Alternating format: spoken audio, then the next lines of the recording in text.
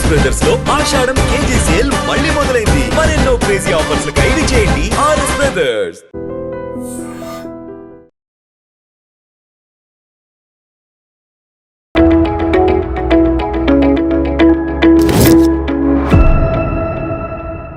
Doctor Akkineni నాగేశ్వరరావుకు తొలి అవకాశం ఎలా వచ్చిందో తెలుసా? తెలుగు సినిమా పుట్టి అప్పుడప్పుడే పురిటి నొప్పులు పడుతున్న సమయంలో సినిమా మీద మక్కువ ఉన్న చాలామంది పరిశ్రమకు వెళ్ళి వారి ప్రతిభను ప్రదర్శించి ఆయా రంగాల్లో మంచి పేరు సంపాదించుకున్నారు.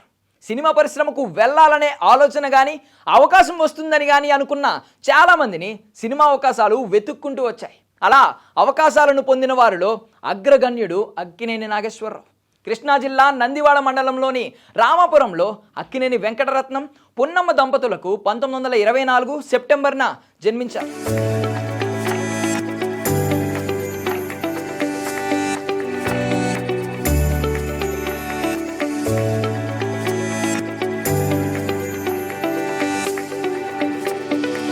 వారిది సామాన్య రైతు కుటుంబం.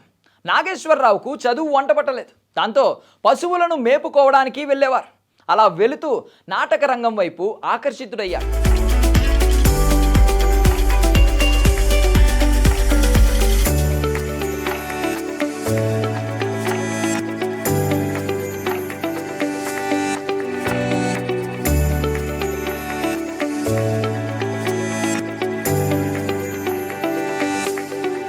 అప్పట్లో నాటక రంగంలోకి స్త్రీలు ఎక్కువగా వచ్చేవారు కాదు. దాంతో మగవాళ్లే స్త్రీ పాత్రలో నటించేవారు. ఎక్సెల్షియర్ డ్రామాటిక్ కంపెనీ అనే ఓ నాటక పరిషత్తో ఆయన పరిచయం చేసుకుని వారి నాటకాల్లో స్త్రీ పాత్రలు పోషించేవారు. ఆ నాటక సంస్థ ఊరూర్లు తిరుగుతూ ఉండేది. ఒక ప్రయాణంలో బందరు నుండి గుడివాడ వెళ్తున్న సమయం అది. అదే సమయంలో బెజవాడ నుండి ఘంటసాల బలరామయ్య బయలుదేరారు. ఈ నాటక పరిషత్ వారు గుడివాడలో దిగి ట్రైన్ ప్లాట్ఫామ్ మీద ఉండగా అక్కడే దిగిన బలరామయ్య గారు వీరి వద్ద తబలా, హార్మోనియం ఉండడం గమనించి వారి గురించి ఆరా తీయగా వారు నాటక సమాజానికి సంబంధించిన వారు అని తెలిసింది. ఆ సమాజంలో స్త్రీ పాత్ర వేసే అక్కినేని నాగేశ్వరరావు అనే అబ్బాయి ఆయన దృష్టిలో పడ్డారు. అతని వివరాలు మనస్సులో ఉంచుకుని మద్రాసు వెళ్ళిపోయారు. తాను తీస్తున్న సీతారామ జననం సినిమాలో రామలక్ష్మణ పాత్రల్లో ఒక దానికోసం పిలిపించారు. అయితే రాముడి పాత్ర అతన్ని వరించింది. రంగస్థలం మీద హీరోయిన్, వెండి తెర మీద హీరో అయ్యారు. తరువాత సుదీర్ఘకాలం దాదాపు 256 సినిమాల్లో నటించి తనే ఒక వటవృక్షంగా తెలుగు సినిమా పరిశ్రమలో విస్తరించారు.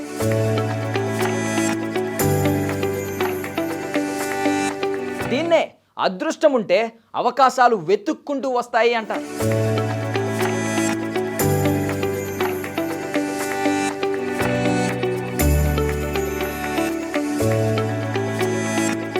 హాలీవుడ్ దర్శకుడికే వణుకు పుట్టించిన మన తెలుగు దర్శకుడు ఎవరో మీకు తెలుసా?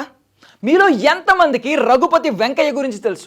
ప్రతి ఏటా సినిమా పరిశ్రమలో విశిష్ట సేవలు చేసేవారికి ఆయన పేరు మీద అవార్డు ఇస్తారు. ఇంతకు ఆయన ఎవరు, ఏం చేశారు అంటే తెలుగు సినిమా పరిశ్రమకు ఆద్యుడు ఆయన, తొలి ఎగ్జిబిటర్. అంతేకాదు తెలుగులో తొలి మూకీ నిర్మాతగా ఆయన చరిత్రలో నిలిచిపోయారు. చిత్ర ప్రదర్శనశాలలతో ఆగిపోకుండా అప్పుడప్పుడే ఊపందుకుంటున్న మూకీ సినిమా నిర్మాణం చేపట్టాలి అనే ఆలోచన కలిగింది ఆయనకు. అయితే అది పక్కాగా ఉండాలంటే ఏం చేయాలి అని సమాలోచన చేసి తన కుమారుడైన ఆర్ఎస్ ప్రకాష్ను లండన్, జర్మనీ స్టూడియోలలో శిక్షణ, అనుభవం కోసం పంపించారు. ఇప్పుడు ఆర్ఎస్ ప్రకాష్ గురించి తెలుసుకుందాం.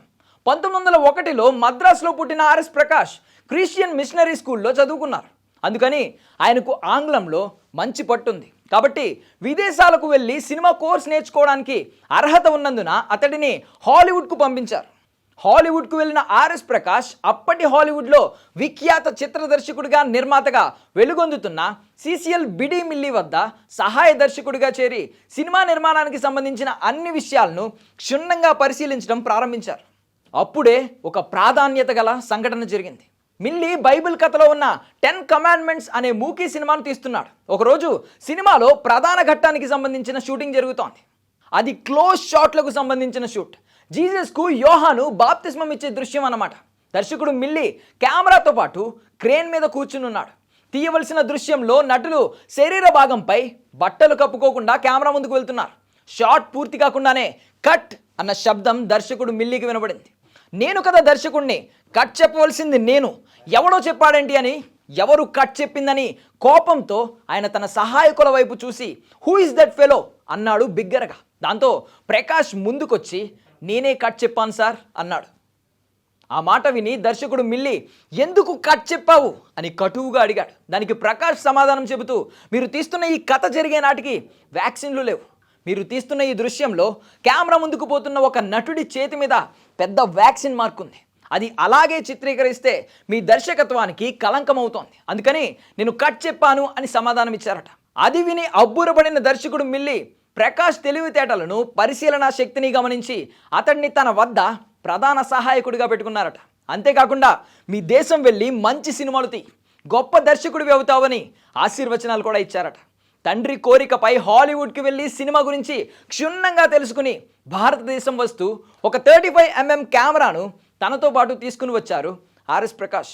దాని తరువాత ఇంగ్లాండ్, ఫ్రాన్స్, ఇటలీ దేశాలను చుట్టి హాలీవుడ్ సినిమాల సాంకేతిక పరిజ్ఞానాన్ని తెలుసుకుని మన దేశానికి తిరిగి వచ్చాడు.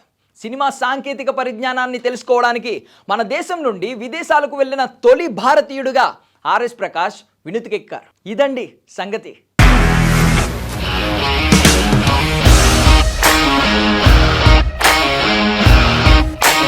ఇండస్ట్రీలో కమిట్మెంట్ ఇష్యూస్ వస్తే నీకు కూడా వచ్చినట్టు? మార్నింగ్ తీసుకెళ్ళానంటే కొట్టి పడేస్తారు.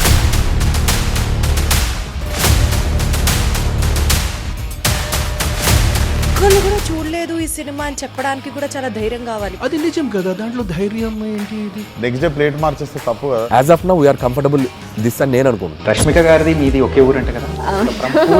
నీకు కోపం వచ్చిందంటే బాగా తిట్టేత్తరా? తిట్టేద్దామండి. నిజంగా గేమ్ ని ఎలా చేంజ్ చేయగలిగారు? ఏపీఎస్ఎఫ్సి వాళ్ళకి 6 నెలల్లో నేను 6 లక్షలు కట్టా. బిజినెస్ చేయాలనుకుంటే it is as difficult as riding a tiger.